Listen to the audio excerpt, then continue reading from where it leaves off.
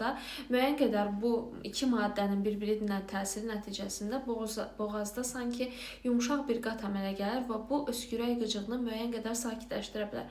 Amma doşabın tərkibində gedib bəlğəmi parçalasın, nəfəs yollarını açsın kimi bir funksiya olduğu ən azından elmi cəhətdən sübut olunmayıb.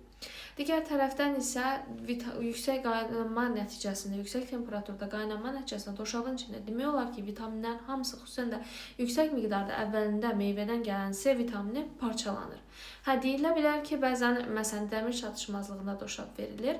O zaman isə təbii ki, doşabın tərkibində müəyyən qədər dəmir varsa da, onun qaşıq-qaşıq verərsək əgər kiməsə, onun verəcəyi zərər verəcəyi xeyirdən daha çox ola bilər ki, ona görə də yaxşı olar ki, dəmir çatışmazlığını dəmir preparatları ilə müalicə olsun, nəinki doşabla.